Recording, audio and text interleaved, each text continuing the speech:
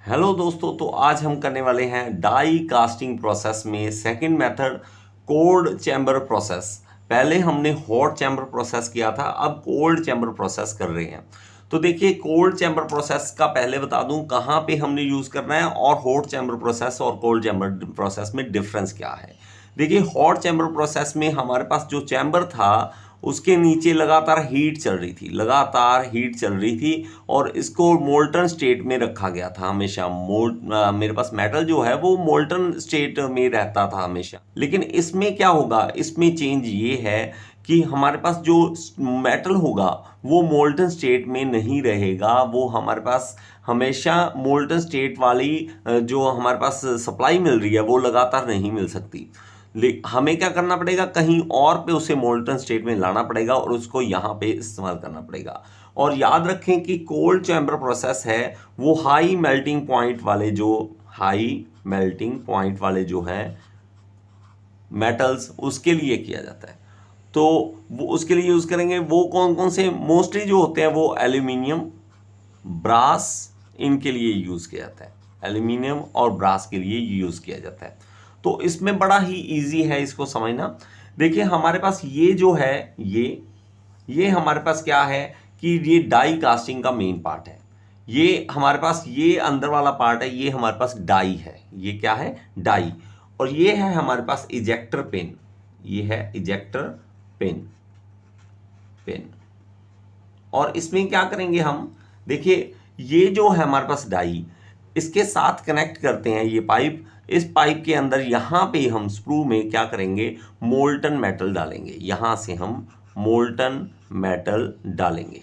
Okay, molten metal डालेंगे।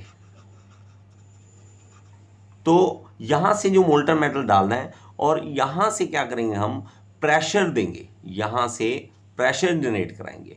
तो जो प्रेशर जनरेट होगा ये यहाँ से आगे इस लिक्विड मेटल को लेके जाएगा और इस प्रेशर को बनाए रखेंगे और ये जो मेटल है ये पूरी डाई के अंदर चला जाएगा। ये पूरा डाई के अंदर चला जाएगा और डाई में आने के बाद इसको हम वेट करेंगे जब तक ये सॉलिडिफाई नहीं होगा। हम यहाँ से प्रेशर रिलीज नहीं करेंगे, यहाँ से प्रेशर रिलीज नहीं करेंगे। जब ये सॉलिडिफाई हो जाएगा तो इसको हम प्रेशर, जो हमारे पास ये प्रेशर हमने दिया ना, यहाँ से ये रिलीज कर देंगे। और इसके जो पार्ट है डाई कास्टिंग में, ये हिस्सा जो होता है और ये अलग अलग है हमारे पास। तो हमारे पास इसमें मूवेबल और फिक्स डाई, हमारे पास क्या होता है, एक होती मूवेबल और एक होती फिक्स। तो उसको हम क्या करेंगे, मूव करके अलग अलग करके कास्टिंग, ये जो है हमारे पास अंदर जो कास्टिंग का फाइनल प्रोडक्ट है वो ले लेंगे, यहाँ से ले लेंगे।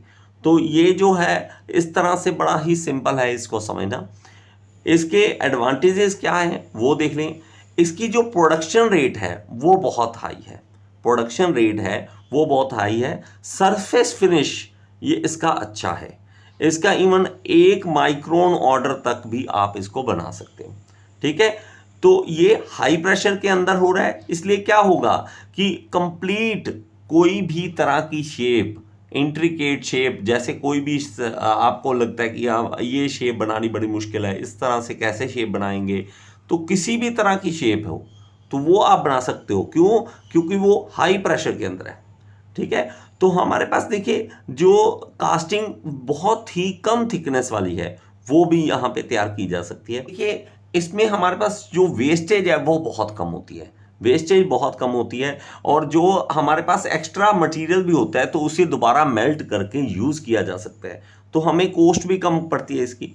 ठीक है, और इसमें ये जो डाई है इसकी लाइफ ज़्यादा होती है। ठीक है, इसकी लाइफ ज़्यादा होती है, हमें ये नहीं है कि दोबारा दोबारा बनाना पड़ेगा, इसकी लाइफ अच्छी होती है। तो इसका बहुत बड़ा बेनिफिट हमें इससे मिलता है। लेकिन जहाँ पर एडवांटेज है वहाँ पे लिमिटेशंस भी होती हैं, वहाँ पे प्रॉब्लम्स भी होती हैं। इसकी सबसे बड़ी प्रॉब्लम क्या है, पहली बात तो एक्सपेंसिव पड़ता है, ये सारा हमें एक्सपेंसिव पड़ता है क्योंकि मशीन्स इन्वॉल्व है, हाई प्रेशर इन्वॉल्व है, तो एक्सपेंसिव है ये। ठीक है, और दूसरा, इससे हम क्या कर सकते हैं, स्मॉल साइजेस बना सकते हैं, बहुत ज़्यादा बड़े साइजेस हैं वो प्रोडक्ट नहीं बनाए जा सकते इससे, तो ये बहुत बड़ी प्रॉब्लम है। और तीसरा हमारे पास है कि ये नॉन फेरस मटेरियल के लिए यूज़ किया जाता है। ये फेरस मटेरियल के लिए बहुत कम यूज़ किया जाता है, ये नॉन फेरस मटेरियल्स के लिए यूज़ किया जाता है।